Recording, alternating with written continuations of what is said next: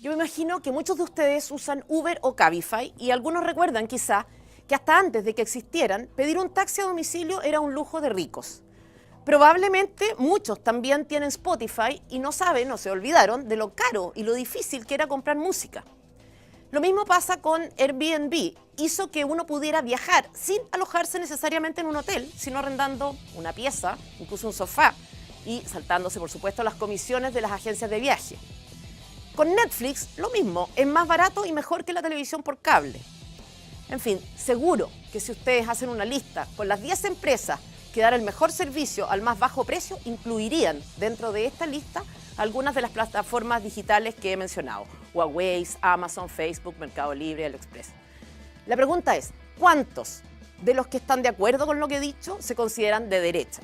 O, ¿cuántos dirían que son partidarios del capitalismo o del neoliberalismo? La respuesta la tengo yo, todos, sin excepción.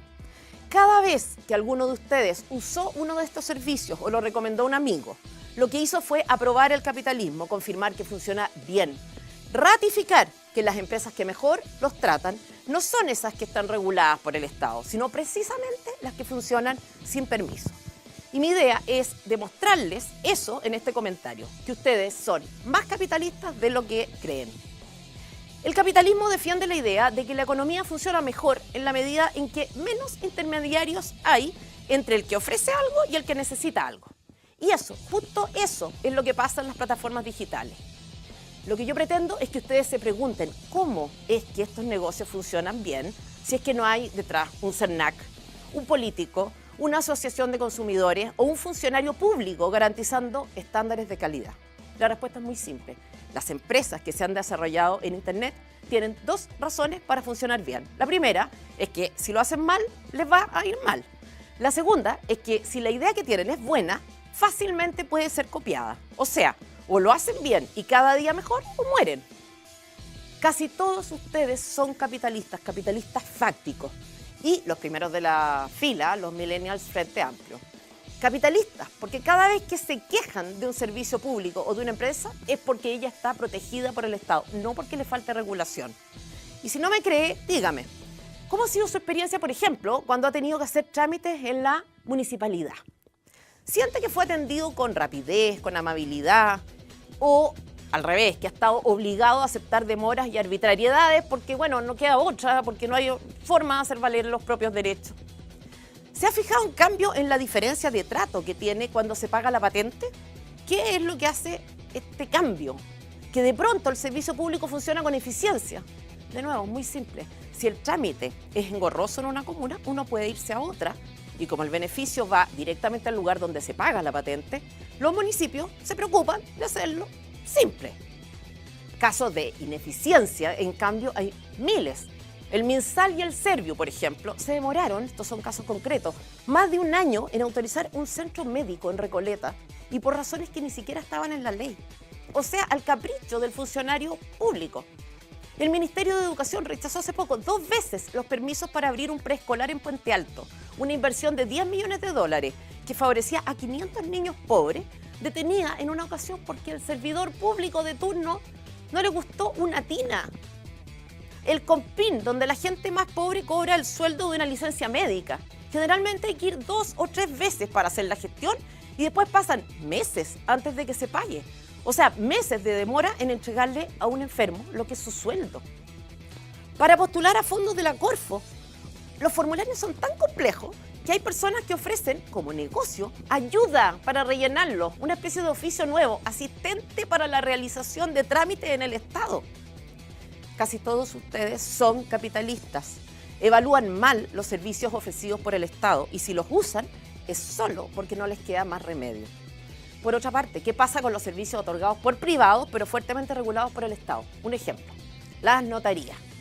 ¿Alguno de ustedes cree realmente que la única forma de garantizar la validez de un acto es firmando ante notario? Sin ir más lejos, hace algunos meses tuve que ir a una notaría. Perdí 2 horas para acreditar que mi nana trabajaba conmigo, a pesar de que eso es tan evidente como que le pago imposiciones mes a mes. Pero no, extranjería le pide una declaración jurada. ¿Por qué entonces siguen existiendo las notarías?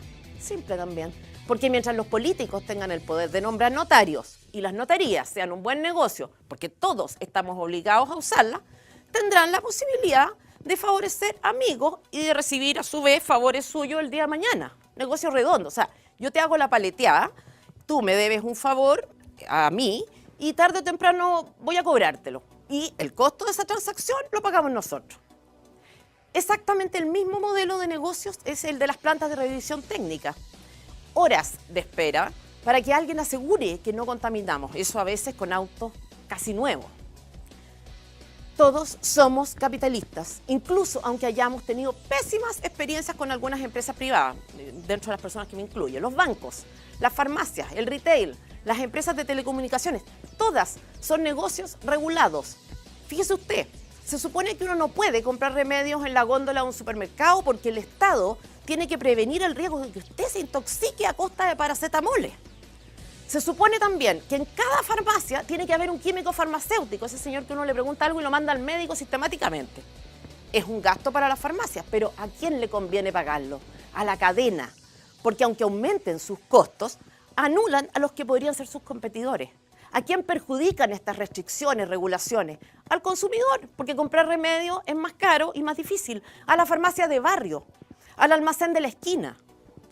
Mire, por otra parte, los bancos. ¿Por qué se demoran en liberar fondos que entran y descuentan de inmediato los que salen?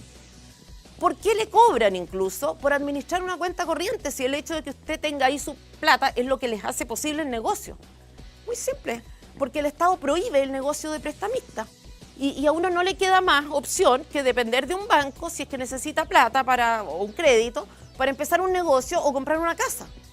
Las concesionarias, ¿cómo se entiende que nos tengan a veces horas frente a un peaje? ¿Por qué no invierten un poco para mejorar un servicio que, por lo visto, se va a pagar indefinidamente? Lo mismo, porque el Estado les ha asegurado el negocio, porque resulta que uno no puede ir al sur o al norte volando. Y lo más importante, porque el Estado se queda con una parte de esa ganancia. En el fondo, detrás de cada regulación hay un político diciéndole a uno o a usted que lo va a proteger de los demás y de sí mismo. Un político poniendo reglas que le cuestan plata a las grandes corporaciones, pero que asfixian a las chicas. Y eso no es capitalismo.